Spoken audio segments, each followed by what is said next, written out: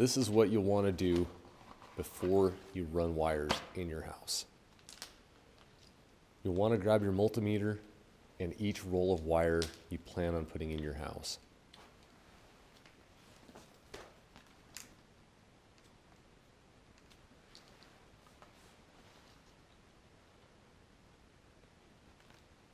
Set your multimeter to an ohm setting and find the end of the wires on the roll.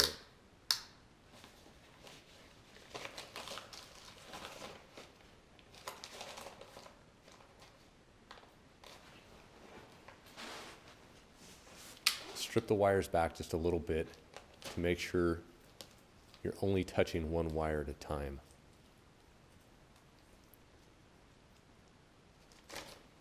Take the probes from the multimeter and touch each end of the black wire, then each end of the neutral wire, then each end of the ground wire. If all of these ohm out to 0, there's no breaks in the wiring. This gives you confidence in the wiring that you're putting in your house.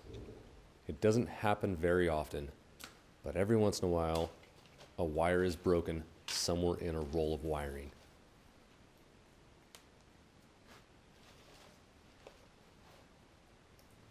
Because the outlets are daisy chained together, wherever that break is in the line, nothing past it will work. And there's nothing worse than ripping your walls back apart to find a broken wire so you can replace it.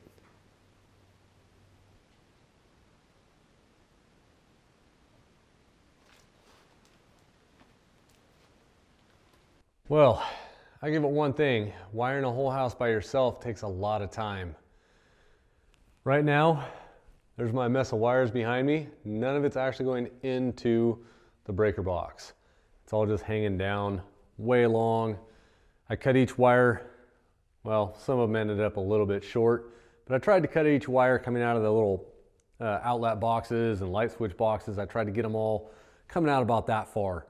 That way you can strip the wires back, have plenty of room to work, trim some off, and stuff it all in there.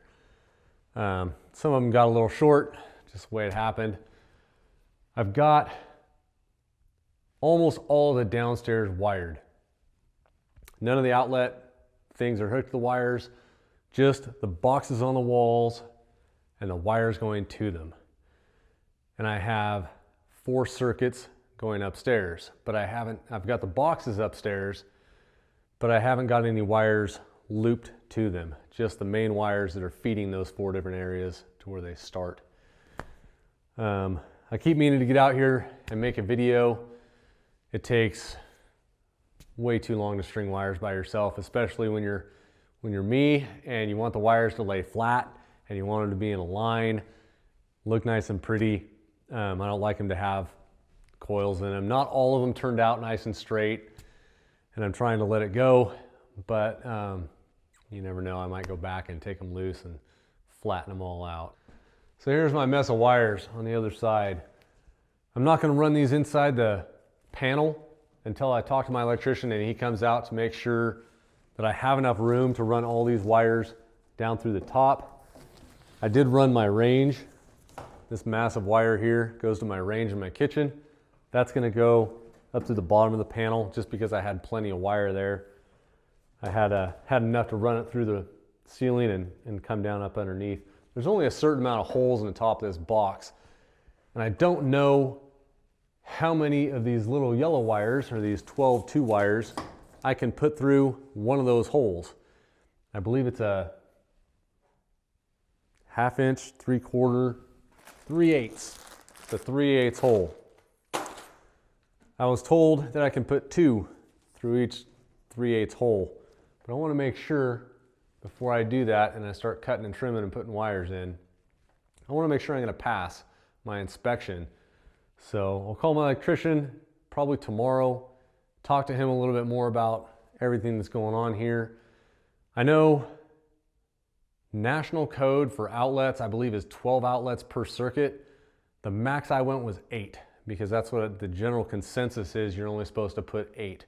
As far as looking online, National Electric Code, I found a total of 12. but I didn't feel like going that many. I'll give you a little tour around the place as far as what I've gotten done so far, but I haven't started hardly anything upstairs, and I've got a couple rough spots.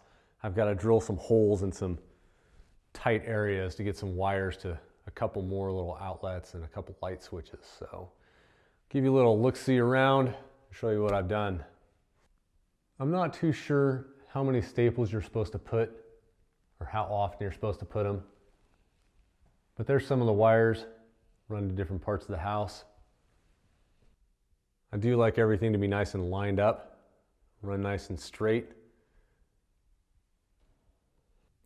There are some areas that get kind of clustered, and I tried to keep these wires away from that plumbing as far as I could.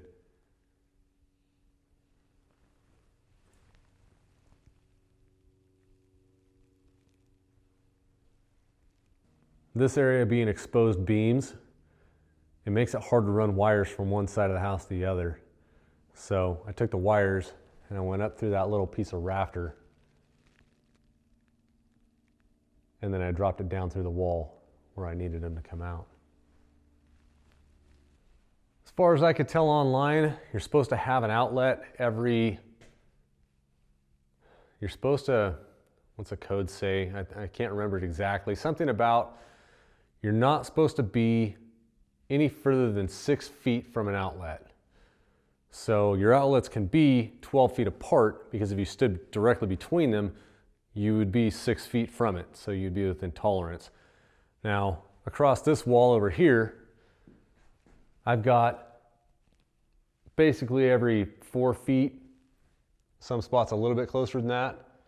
That's where we're gonna have my computer and my wife's computer for school, along with any other electronics. There's not gonna be a TV over there, but I wanted to make sure we had plenty of outlets. And that's one circuit. That's one 8-box circuit. But that makes up for that area that has 3 huge windows.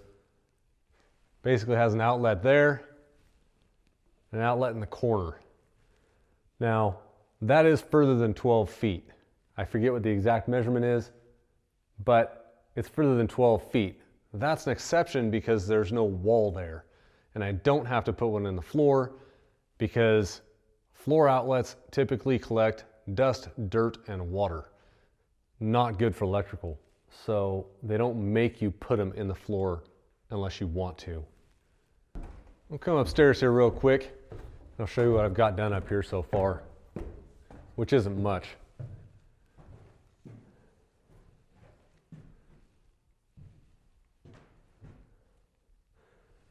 I have 2 circuits on this side of the house. This would be the west side of the house. One circuit is coiled up right there, a little bit of extra wire. It's going to that box, which is going to come down this dividing wall. And the other circuit goes over there into my son's bedroom, and it's going to do 8 outlets. It's going to come across that wall, the gable wall, and it's going to come across this dormer wall, this little window wall here. My orange wire for my wall heater inside this bathroom, and then 2 more wires coming up. One for the bathroom and one for my daughter's bedroom, which is going to be over here. It's going to run some outlets coming around. I did get my pocket door for the bathroom so I can finish putting up that little dividing wall between the sink and the shower and toilet area. But I want to get my wiring kind of going, because the faster I get my wiring done, the faster I can get insulation put in here and keep this place somewhat warm. So when I'm working on it, I can be warm. As far as outside lighting, on the south side and the north side of the house, we've got this nice soffit area with this flat. These 2x4s I put in to make that flat spot. We're gonna run can lights right down this. 5 can lights down this eave. That's going to give us a nice bit of light outside here. In my opinion, it's a little bit nicer than just having a light outside your door. It kind of lights up the whole side of your house. That'll also be on a dimmer switch, so at nighttime you can turn it way down or turn it off. Well, that's where it's at, guys. Usually by the time I'm done and I think about it, wrapping up a video, making an ending to a video, showing you guys what's going on, it's dark and I'm working with a couple battery powered floodlights, and there's just not enough light to really show you guys what's going on. So I figured I'd get out here a little bit earlier today, give you a little walk around the house, show you the wiring that I've gotten done. I've got a bunch more to do, but it should go pretty quick and easy.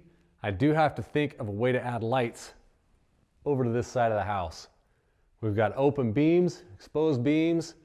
I don't want to have a wire coming across one of these beams with a box and a light hanging from it.